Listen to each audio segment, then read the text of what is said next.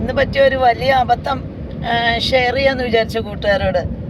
എന്നുവെച്ചാൽ എൻ്റെ പാസ്പോർട്ടിൻ്റെ പേരൊന്ന് കറക്റ്റ് ചെയ്യണം. പാസ്പോർട്ട് എക്സ്പയറി ആയി. അപ്പോൾ അതിലുള്ള പേര്, എൻ്റെ സർട്ടിഫിക്കറ്റ്സിലെ പേരും എല്ലാം ഗീതമ്മ എന്നാണ്. അപ്പോൾ കുട്ടികളുടെ പാസ്പോർട്ടും സർട്ടിഫിക്കറ്റും എല്ലാം ഗീത മാത്രമേ ഉള്ളൂ. ഭാവിയിൽ എന്തെങ്കിലും ഒരു ആവശ്യം വന്നാൽ അവരുടെ പേര് അതിലുള്ളതുപോലെ തന്നെ എൻ്റേതും ആവട്ടെ. അപ്പോൾ പുതുക്കാൻ കൊടുക്കുമ്പോൾ ഒരു കറക്ഷൻ അങ്ങനെ ചെയ്തു കൊടുക്കാം എന്ന് വിചാരിച്ച് നമുക്ക് കോട്ടയം ഡിസ്ട്രിക്റ്റിൽ വാഴൂരാണ് ഗവൺമെൻറ്റിൻ്റെ പ്രസ് ഉള്ളത്. ഇങ്ങനെയുള്ള കാര്യങ്ങളൊക്കെ അവിടെ ചെയ്യാം. നേരിട്ട് തിരുവനന്തപുരത്തിന് പോവണ്ട. പേപ്പേഴ്സൊക്കെ ഇവിടെ കൊടുത്താൽ അവരത് കറക്റ്റ് ചെയ്ത് തിരുവനന്തപുരത്തിന് വിടും. അപ്പം അതിനുവേണ്ടി വാഴൂർ ഓഫീസിൽ പോയിരുന്നു കുറച്ച് ദിവസം മുമ്പ്. അവരുടെ നിർദ്ദേശപ്രകാരം അവിടുന്ന് ഒരു ആപ്ലിക്കേഷൻ തന്നു. പിന്നെ അതേമാതിരി നമ്മുടെ ഡോക്യുമെൻസിൻ്റെ എല്ലാം കോപ്പി എടുത്ത്, കുട്ടികളുടെ സർട്ടിഫിക്കറ്റ്സിൻ്റെ എല്ലാം കോപ്പി എടുത്ത് ഗസറ്റഡ് ഓഫീസറെ കൊണ്ട് അറ്റസ്റ്റ് ചെയ്ത് ഏൽപ്പിക്കണം. അതിനൊരു ഫീസും ഉണ്ട്, അതും അടയ്ക്കണമെന്ന് നിർദ്ദേശിച്ചു. അതിന് പ്രകാരം നമ്മൾ എല്ലാ പേപ്പേഴ്സിൻ്റെയും കോപ്പി എടുത്ത് ഗസറ്റഡ് ഓഫീസറെ കൊണ്ട് സൈൻ ചെയ്യിച്ച് ഇന്ന് അവിടെ ചെന്നപ്പോൾ ഉണ്ടായ ഒരു എക്സ്പീരിയൻസ് ഷെയർ ചെയ്യാമെന്ന് വിചാരിച്ചു.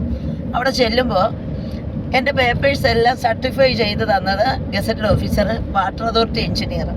അപ്പം വാട്ടർ അതോറിറ്റി, അതായത് കമ്പനി, ബോർഡ് അങ്ങനെയൊക്കെയുള്ള സ്ഥാപനങ്ങളിലുള്ള ഉദ്യോഗസ്ഥരെ ഗസറ്റഡ് ഓഫീസർ ആണെങ്കിൽ പോലും ഈ ഒരു ഉദ്ദേശത്തിന് അവരുടെ സിഗ്നേച്ചർ അംഗീകരിക്കുന്നില്ല. അത്രേ ഈ ഓഫീസിൽ അംഗീകരിക്കുന്നില്ല. അതിൻ്റെ യുക്തി എന്താണെന്നുള്ളതൊന്നും എനിക്ക് മനസ്സിലായില്ല. നമ്മളെപ്പോലെയുള്ള സാധാരണക്കാർക്ക് പറ്റാവുന്ന അബദ്ധങ്ങളാണ്.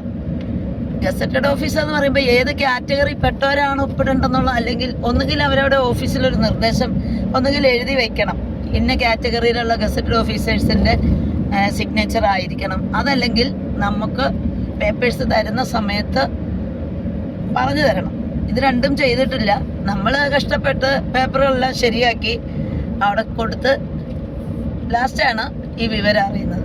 ഇനിയിപ്പോൾ ഞാനിതെല്ലാം രണ്ടാമത് കറക്റ്റ് ചെയ്യണം. അപ്പം ഇത്തരം മണ്ടത്തരങ്ങൾ ഒരുപക്ഷെ നിങ്ങളിൽ ആർക്കെങ്കിലുമൊക്കെ അറിയാവുന്ന വിവരമായിരിക്കും. പക്ഷേ എനിക്ക് മനസ്സിലാകാത്ത യുക്തി ഇതാണ്. സർക്കാരിൻ്റേതായിരിക്കുന്ന ഒരു സ്ഥാപനത്തിൽ അദ്ദേഹത്തിന് ഗസറ്റഡ് ഓഫീസർ റാങ്കും കൊടുത്തിട്ടുണ്ട്. പക്ഷേ എന്തുകൊണ്ടാണ് സിഗ്നേച്ചർ അവർ അംഗീകരിക്കുന്നില്ല? അതിൻ്റെ പുറകിലുള്ള ഈ ലോജിക്ക് എനിക്ക് മനസ്സിലാവുന്നില്ല. ഇത്തരം ആവശ്യങ്ങൾക്ക് ആരെങ്കിലും പോകുന്നുണ്ടെങ്കിൽ അവർക്ക് മനസ്സിലാവട്ടെ എന്ന് വിചാരിച്ചാണ് ഈ മണ്ടത്തരം ഒന്ന് ഷെയർ ചെയ്യാമെന്ന് വിചാരിച്ചു. ഓക്കെ.